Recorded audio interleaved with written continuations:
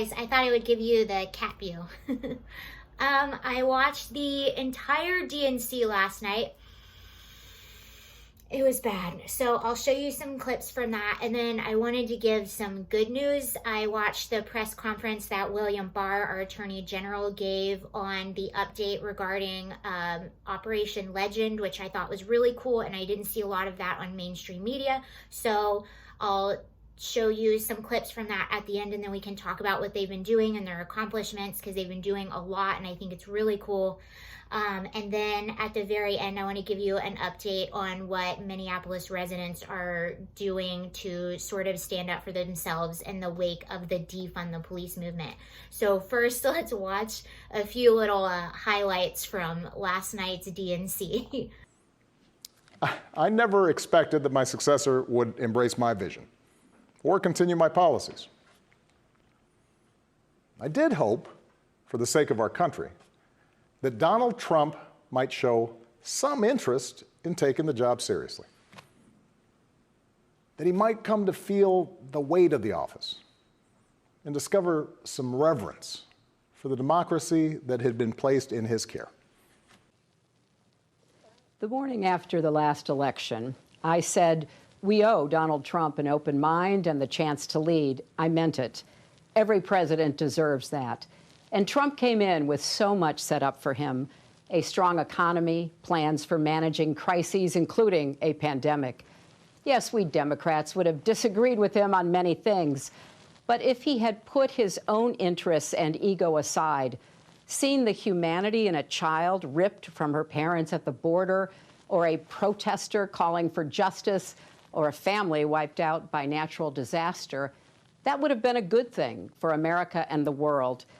I wish Donald Trump knew how to be a president, because America needs a president right now.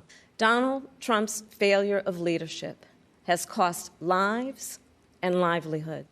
We have got to do the work. For George Floyd, for Breonna Taylor, for the lives of too many others to name, for our children, and for all of us. We've got to do the work to fulfill that promise of equal justice under law. Can't folks imagine a world without the cops? Why can't folks imagine a world without prisons? Why can't people expand their imaginations to include community care, to include an abolitionist future? And I'm talking about like for real abolition, not just watered down DNC version of abolition. We're talking about abolishing the police. We're talking about abolishing ICE. We're talking about abolishing prisons. I purposely put in the last clip because my takeaway from the DNC so far is that they have absolutely no platform. And you had Joe Biden recently saying that he absolutely does not want to defund the police. And now a lot of people are taking the side of safety and unity and coming together, but then this was also on the DNC, so I'm really confused as to what their platform is.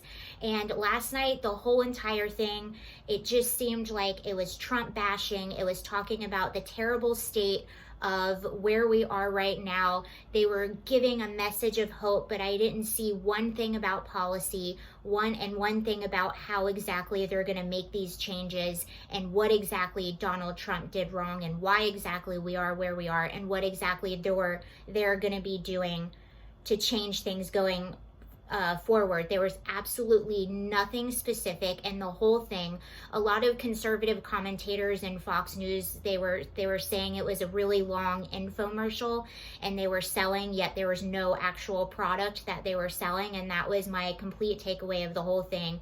It was just the regular I hate Trump rhetoric, and that seems to be the entire platform they're sitting on. And I had to put that last clip in there to point out the discrepancies between the messaging of the entire DNC. And now I'll show you some clips from William Barr, and this is him talking about Operation LeGend. He's in Kansas City. If you don't know about Operation LeGend Operation LeGend was named after a 4-year-old little boy who was shot and killed while he was asleep in his bed in his apartment in Kansas City. I believe it was a drive-by shooting. But as you guys are aware, we've talked about it on this channel, there has been an uptick in violence across a lot of cities in the U.S., and a lot of the unfortunate victims of this violence are innocent kids who are playing in their yards, in their homes, or in their neighborhoods where they should be feeling safe. Gun violence is up like crazy in Chicago, Minneapolis, New York, LA, Kansas City is one of them, a lot of different cities. So the president and the attorney general put together a task force called Operation LeGend, where they're taking federal agents going into these cities and working really hard to get these criminals off the street and to prosecute the ones that are responsible for these crimes. Now, LeGend's killer has actually been arrested because of Operation LeGend. So here's William Barr telling you about some of the accomplishments of Operation LeGend. This spike may have a lot of reasons behind it. I think some of it may be the pent-up aggression prompted by state and local quarantine orders. I definitely feel a lot of it is due to the premature release of dangerous criminals by the courts and by prosecutors. And I think it also is related to the efforts that we've recently seen to demonize police and to defund their work. Operation LeGend is the heart of the federal government's response to this upturn in violent crime. Its mission is to save lives, solve crimes, and take violent offenders off the streets before they can claim more victims. Rather than demonizing and defunding our police, we are supporting and strengthening our law enforcement partners at the state and local level. So far, federal state task forces involved in Operation LeGend have made almost 1,500 arrests. I think it's 1,485 to be precise. And many of those arrests are for violent state crimes, including 90 homicides, like LeGend's murderer. That's more than 90 suspected killers who might still be on the streets without Operation LeGend. And in many cities, as I said, the operation is just getting started. Now, we make decisions as we go along in consultation and jointly with our state partners as to whether it makes more sense to pursue a case through the state prosecution system or through the federal system.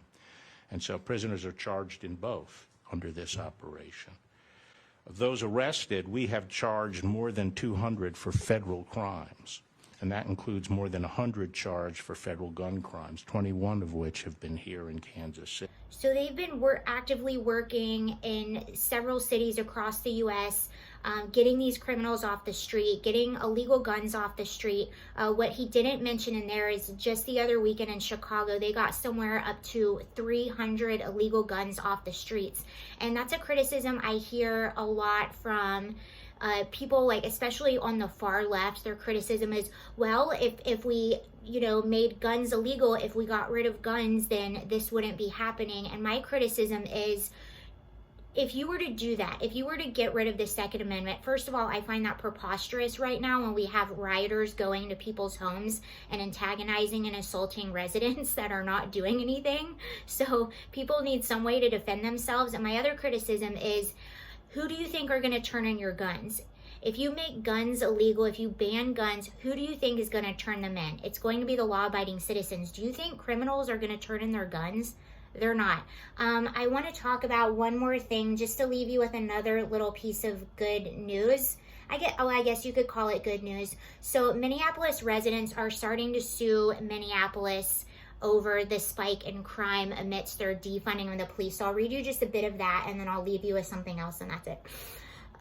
Okay. Minneapolis, Minnesota residents shocked by the recent spike in crime sued the city on Thursday, demanding Minneapolis City Council abandon its plan to defund and disband the Minneapolis Police Department, claiming that the city council has violated the city's charter by allowing a number of police officers to dwindle. One person said, we are a community that is riddled with crime and we are under siege. We cannot disband and dismantle police departments and leave communities such as this where we face the worst disparities in the nation. You cannot leave us with nothing.